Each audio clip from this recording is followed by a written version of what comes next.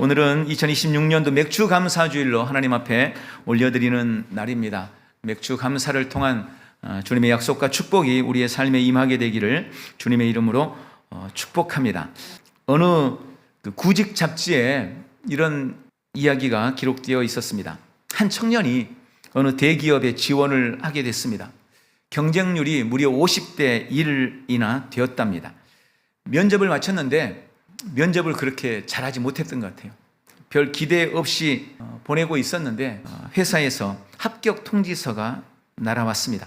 기쁜 마음으로 출근을 하고 이제 며칠이 지났습니다. 어느 날 퇴근을 하는데 누가 뒤에서 툭툭 치더랍니다. 돌아봤더니 자기를 면접했던 면접관 중에 한 명인 이사님이 뒤에서 자기를 보면서 일은 할만한가 하면서 말을 건넸습니다. 네, 열심히 하고 있습니다. 그리고 이제 같은 엘리베이터를 탄 거예요. 그런데 이 청년이 궁금한 겁니다. 면접 때 그렇게 잘한 것 같지 않은데 자기만 합격을 한 거예요. 그래서 이사님께 조심스럽게 물었답니다. 이사님, 저는 제가 당연히 떨어질 거로 생각했습니다. 그런데 왜 제가 합격을 했을까요? 라고 물었습니다. 그러자 이 이사가 빙긋 웃으며 이렇게 말하더랍니다. 지원자들의 학력과 경력이 모두 비슷비슷해서 합격자 선정하기가 너무 어려웠다네. 그래서 면접관들이 무엇이든지 자신들에게 감동을 주는 사람이 있으면 그 사람을 추천하고 그리고 그 중에서 합격자를 뽑기로 했다네. 자네가 합격한 것은 자네에게 전달된 커피 한 잔 때문이네. 이러더라는 거예요. 그게 무슨 말인가 했더니 면접자들이 면접을 보러 들어올 때 떨릴까 봐 그 옆에 다른 직원이 들어오는 면접자들한테 이렇게 커피를 한 잔씩을 타준 거예요. 긴장하지 말고 잘 하라고. 그리고 이제 면접이 끝나고 돌아갈 때 그 타준 커피에 대해서 감사를 표시하는 사람이 딱 이 사람 혼자 있다는 겁니다. 자기한테 커피를 사준 그 직원한테 나가면서 감사합니다 라고 인사했던 사람이 이 사람은 혼자 있다는 거예요. 그것을 본 어떤 감독관이, 면접관이 저 사람이 감사를 표시한 유일한 사람이다. 이렇게 이야기를 해서 다른 면접관들도 만장일치로 그 사람을 뽑게 되었다는 이야기입니다. 그러면서 그가 말하기를 그 감사의 마음을 절대 잊지 말게 하더랍니다.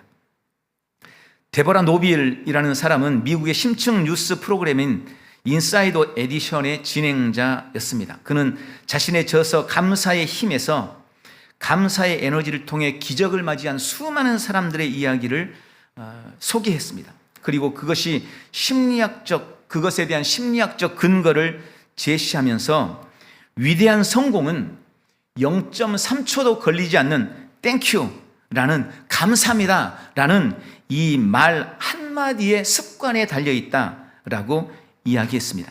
그는 여러 사례들을 통해서 이 0.3초 땡큐라고 말하는 이 습관이 얼마나 큰 힘을 발휘하고 어떤 기적을 만들어내는지 보여주면서 미루지 말고 지금 당장 숨 쉬는 것부터 감사해라 라는 이야기를 했습니다.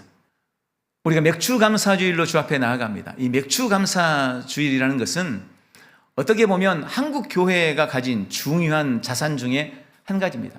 성경에 맥추절이라는 게 있습니다. 이 맥추절은 첫 번째 수확에 대한 감사입니다. 이스라엘과 우리나라는 여러 가지 모양으로 많이 닮아 있습니다. 가을에 진짜 추수를 하기 전에 우리는 추수를 하는 거예요.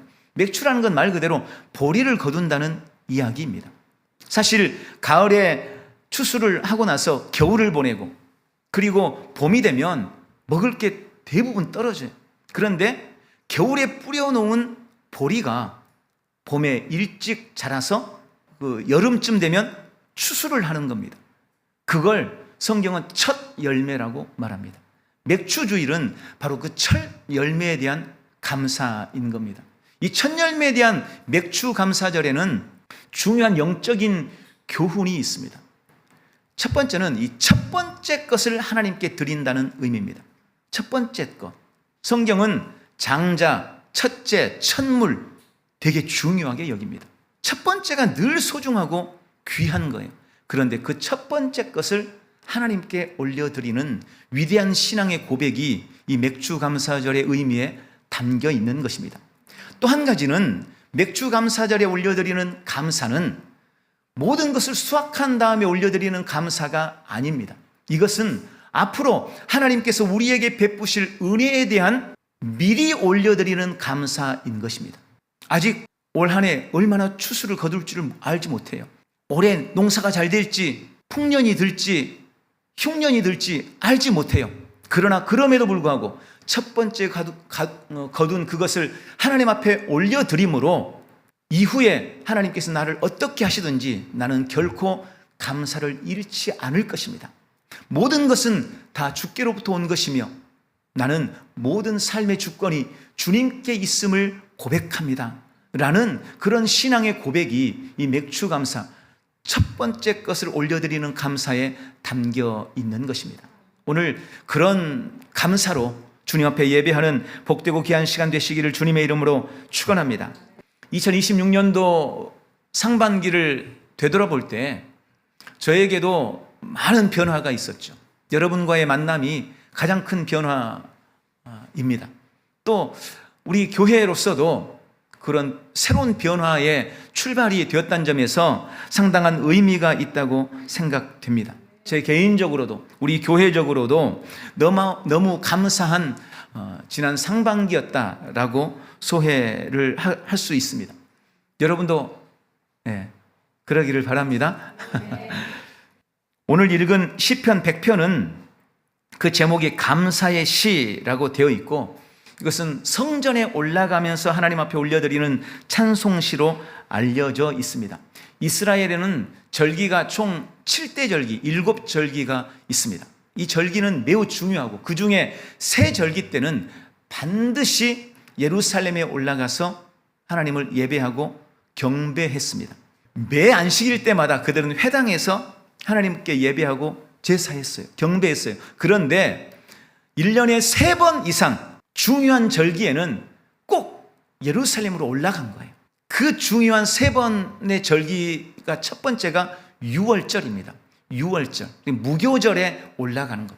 이 유월절은 어떤 의미입니까? 우리를 어린 양의 피의 희생을 통해서 우리를 구원하여 주신 것에 대한 감사로 주의 제단에 올라가는 때가 유월절입니다.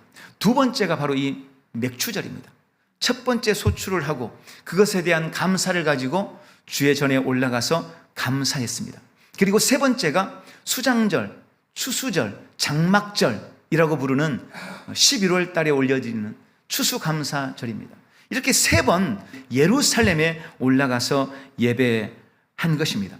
다 감사가 이유입니다. 구원해 주신 것에 대해서 감사하고 땅의 소출로 우리를 풍성케 주신 것에 대해서 감사하고 주 앞에 감사의 절기로 하나님 앞에 나아가는 찬송의 고백이 바로 이 시편 100편인 것입니다. 오늘 주님은 시편 100편을 통해 지금 우리에게 먼저 감사함으로 주님께 나아가라고 말씀하고 계십니다. 여러분, 우리는 매일 하나님 앞에 나아가는 삶을 살아갑니다.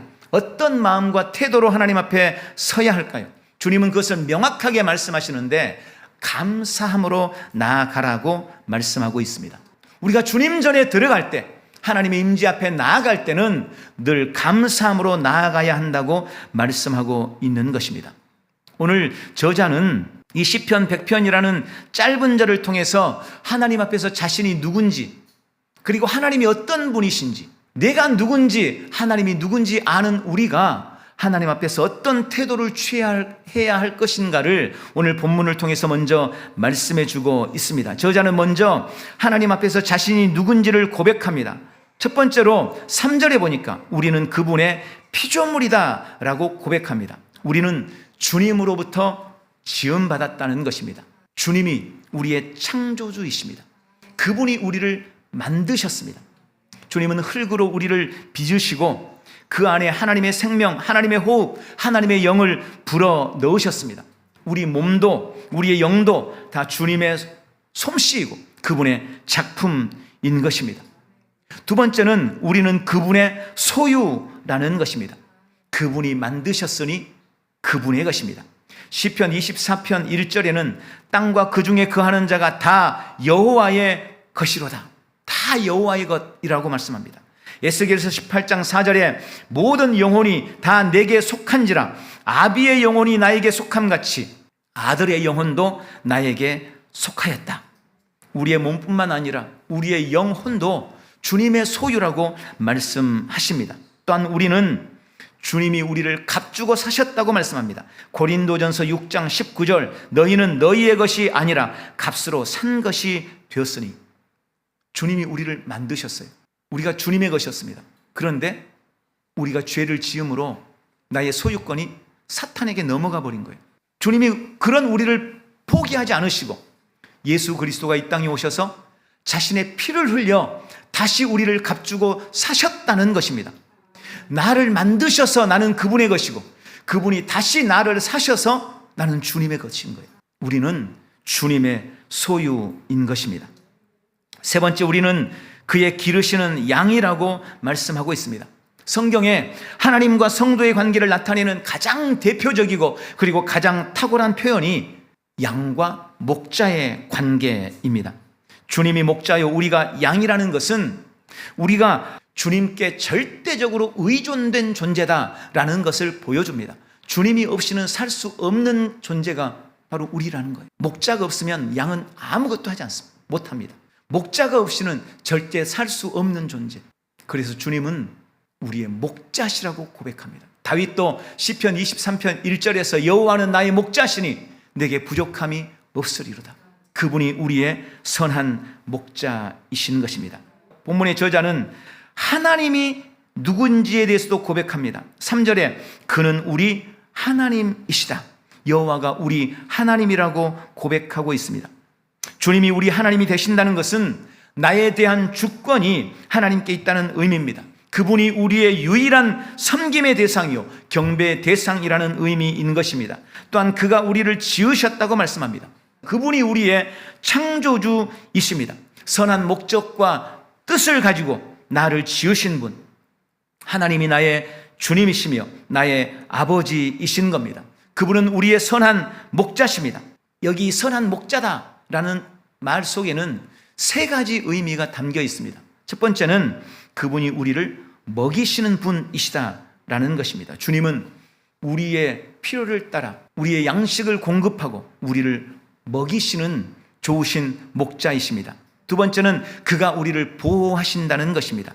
사나운 맹수의 이빨로부터 우리를 지키시고 보호해 주십니다. 세상의 갖가지 위험과 위협으로부터 우리를 지켜주시는 좋은 목자, 그분이 우리 하나님이십니다. 또한 목자라는 의미는 그분이 우리를 인도하신다는 것입니다. 주님은 우리를 푸른 초장과 쉴 만한 물가로 인도하시는 분이십니다. 깊은 골짜기를 걸을 때도, 거친 산등성이를 걸을 때도, 메마른 사막을 걸을 때도 목자이신 주님께서 우리의 길을 인도해 주십니다. 선한 목자이신 그분은 지금도 우리의 삶의 길을 인도하고 계십니다. 이렇게 내가 누구인지 그리고 하나님이 누구신지 아는 사람은 우리의 삶에서 우리가 어떻게 해야 될지를 믿음으로 선포하는 사람입니다. 오늘 본문의 저자는 세 가지로 선포합니다. 첫 번째, 여호와께 즐거운 찬송을 부를지어다. 그래서 즐거이 부른다라는 말의 원어의 뜻은 소리를 지른다. 다른 말로 말하면 기쁨의 탄성을 외친다라는 말입니다. 우리가 뭔가 놀라운 일, 깜짝 놀랄 만한 일, 너무 좋은 일이 생기면 나도 모르게 탄성이 나오죠.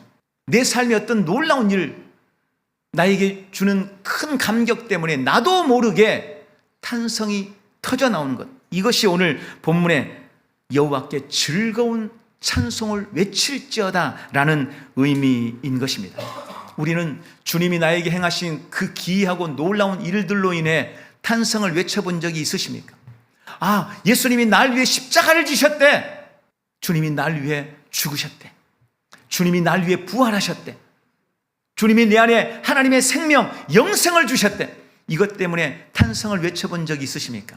오늘 그런 탄성이 우리에게 있기를 주님의 이름으로 축원합니다. 두 번째는 기쁨으로 주님을 섬기며 나아갈지어다 라고 선포하고 있습니다. 여러분, 섬김이라는 것은 우리가 상식적으로 판단할 수 있는 기준이 있습니다. 예를 들어 우리가 부모를 섬긴다라고 할 때 이건 부모를 봉양하는 것입니다. 돌봐주고 필요한 것을 공급하고 채워준다는 의미입니다. 부모가 병들었는데도 신경도 쓰지 않고 집에 먹을 것도 없는데 채워주지 않고 있다면 그것은 부모를 섬기는 게 아닌 거죠. 하나님께 대한 섬김은 예배에 있습니다. 예배라는 말이 서비스라 그랬잖아요. 예배 자체가 섬긴다는 말이에요. 내가 예배하지 않으면 하나님을 섬긴다는 말은 말 자체가 안 되는 거예요. 성립이 안 되는 말인 겁니다. 오늘 우리가 예배할 때 주님은 우리를 통해 섬김을 받으시는 것인 것입니다. 그리고 기쁨으로 주님을 섬긴다라고 말합니다. 이것은 단순히 종교적인 의식으로 형식적으로 하나님께 예배하는 것이 아니라 기쁨으로, 자원함으로 내 안에서 일어나는 감격에 의한 것으로 자발적인 섬김을 의미하는 것입니다. 똑같이 교회에 와서 다른 사람이 찬송할 때 함께 찬송하고 다른 사람이 기도할 때 함께 기도할 수 있습니다. 다른 사람이 헌금할 때 나도 헌금할 수 있습니다. 그러나 그 찬송에, 그 섬김에, 그 기도에 기쁨이 없다면, 감격이 없다면 그것은 주님 앞에 아무 의미가 없다는 것입니다. 하나님께 대한 감격과 감사로 하는 자발적인 섬김, 기쁨으로 하는 예배가 우리의 예배여야 합니다. 바울은 이것을 하나님이 기뻐하시는 거룩한 산제사라고 표현했습니다. 우리의 삶이, 오늘 우리의 예배가 주님이 받으시는 거룩한 산제사가 되기를 주님의 이름으로 축원합니다. 세 번째, 오늘 성경의 저자는 그에게 감사하며 그를 송축할지어다 라고 선포합니다. 4절에 감사함으로 그의 문에 들어가며 찬송함으로 그의 궁정에 들어가서 그에게 감사하며 그의 이름을 송축할지어다. 오늘 이 4절의 의미는 하나님의 전에 나아갈 때 여러 문들을 통과해야 됩니다. 그런데 그 문을 통과할 때마다 감사합니다 라고 외치라는 의미입니다. 이게 직접적인 의미입니다. 저 문을 열고 들어올 때, 여기도 2번 문을 통과해야 돼요. 가깝지만 바깥에 현관문 열고 들어올 때 감사합니다. 여기 성전문 열고 들어올 때 감사합니다 라고 외치라는 거예요. 이 원어에 숨어있는 또 다른 의미는 감사가 주님 전에 들어가는 통행료다라는 그런 의미인 겁니다. 하나님과 그의 백성된 성도의 관계 속에서 주님이 요구하는, 우리가 하나님께 취해야 할 마땅한 태도가 감사와 찬송이라고 말씀하고 있는 것입니다. 오늘 내가 하나님 앞에서 누구인지 알고 하나님이 나에게 어떤 분이신지 알고 그리고 마땅히 성도가 해야 할 감사와 찬송으로 주 앞에 나아가는 복되고 귀한 지체들이 되시기를 주님의 이름으로 축원합니다. 매일 우리의 삶이 감사로 하나님 앞에 나아가시기 바랍니다. 두 번째는, 그러므로 우리는 우리의 삶에서 원망과 불평을 버려야 합니다. 하나님과 우리 성도 사이의 관계를 무너뜨리고 우리 삶에 임할 하나님의 은혜와 축복을 누리지 못하게 하는 것이 있습니다. 그것이 바로 원망과 불평입니다. 저는 이 원망과 불평이 우리 삶에 미치는 부정적인 영향력을 몇 가지로 묵상했는데, 첫 번째는 원망과 불평은 사탄 마귀가 우리 마음에 심은 악한 씨앗이라는 것입니다. 아담과 하와의 타락은 사탄이 그들 마음속에 심었던 원망과 불평의 씨앗 때문에 시작된 겁니다. 사탄이 아담과 하와의 마음속에 원망과 불평의 씨를 심는 것에 성공했어요. 그것이 아담과 하와가 타락하게 된 결정적인 이유였습니다. 창세기에 보면 창세기 3장 1절에 뱀이 하와에게 와서 묻습니다. 하나님이 참으로 너희더러 동산 모든 나무의 실과를 먹지 말라고 하시더냐? 여러분, 사실 이건 말도 안 되는 질문이었어요. 하나님은 에덴 동산에 있는 모든 것을 너희가 먹되 동산 중앙에 있는 선악을 알게 하는 그 나무의 열매, 그것만은 먹지 마라. 여러분, 에덴 동산에 과일 나무가 몇 그루나 있었을까요? 몇 종류나 있었을까요? 전 세계에 있는 과일이라는 과일을 다 모아놓으면 몇 종류나 될까요? 여러분, 그 모든 것들이 에덴 동산에 있었어요. 그리고 주님은 그 모든 것들을 마음껏 먹으라고 말씀하셨습니다. 그런데 단 하나, 중앙에 있는 선악을 알게 하는 나무의 열매 단 하나만 먹지 말라고 말씀하신 겁니다.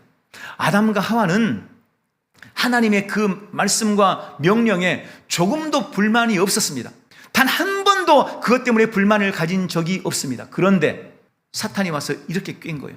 하나님이 너한테 여기 있는 거 다 먹지 말라고 하더냐? 말도 안 되는 질문인데 그 말을 듣는 순간 아담과 하와의 마음속에 하나님이 먹지 말라고 한 그 하나가 마음에 걸리기 시작한 거예요. 그리고 하와가 대답합니다.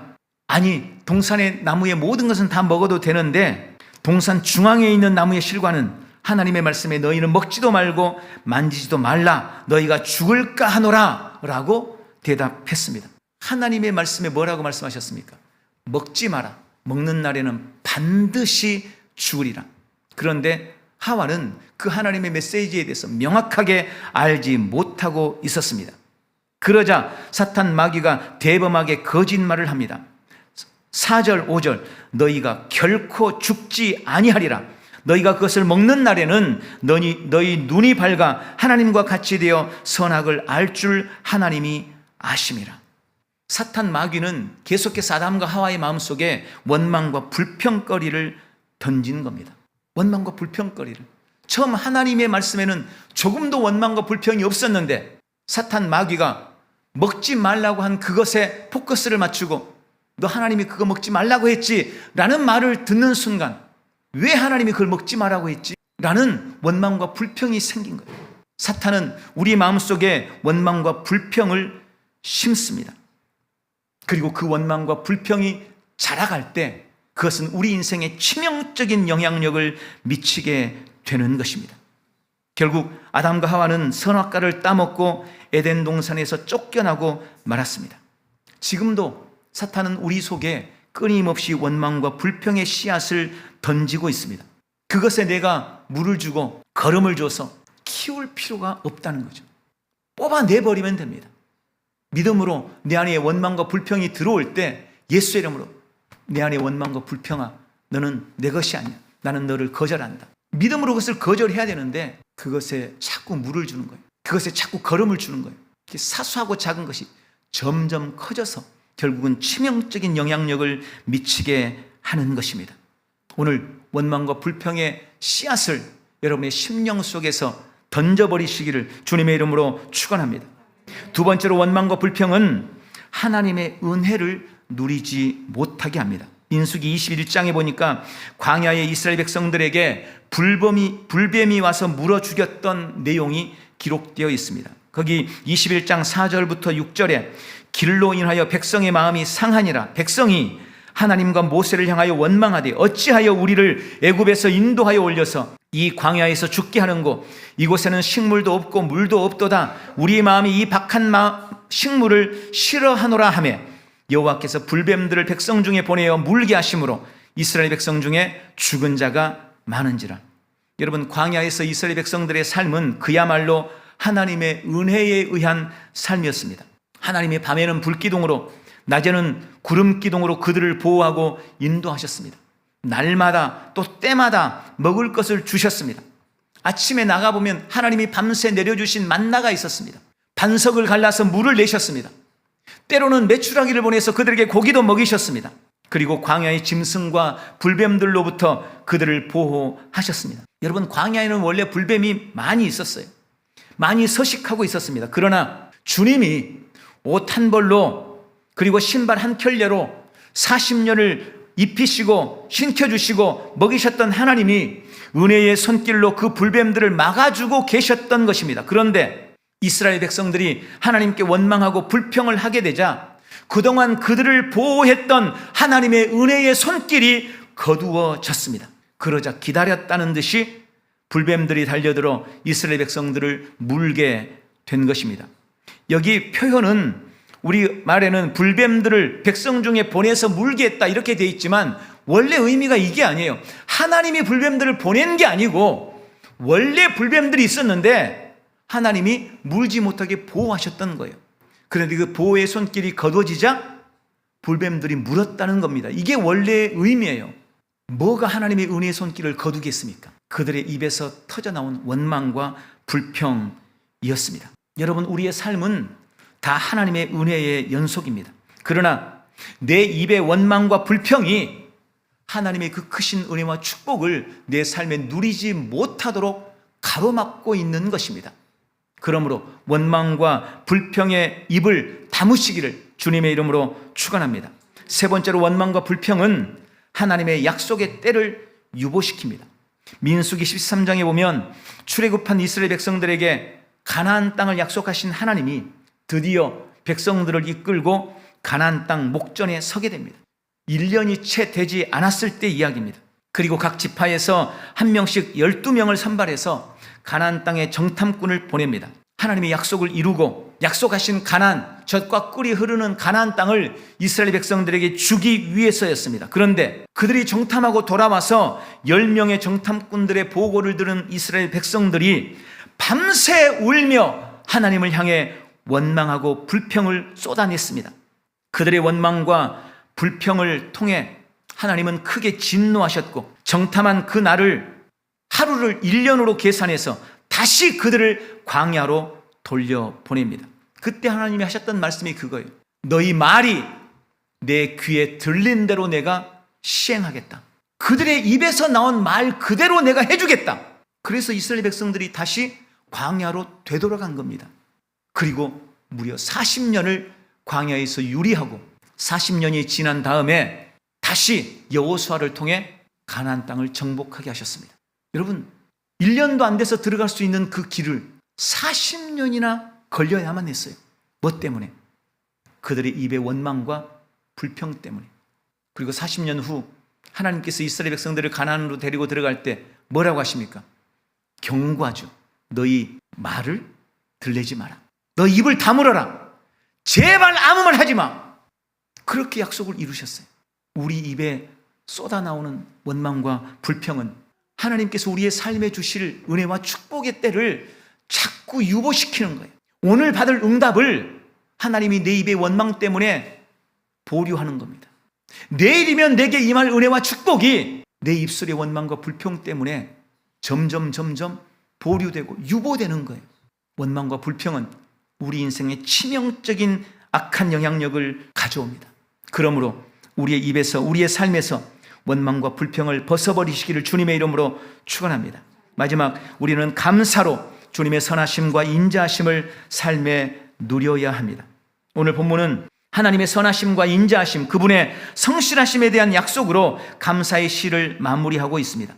특히 시편에서는 하나님이 선하시고 인자하신 분이라는 고백이 수없이 기록되어 있습니다. 그리고 그 주님의 선하심과 인자하심을 누리는 비결이 바로 감사라고 말씀하고 있는 것입니다.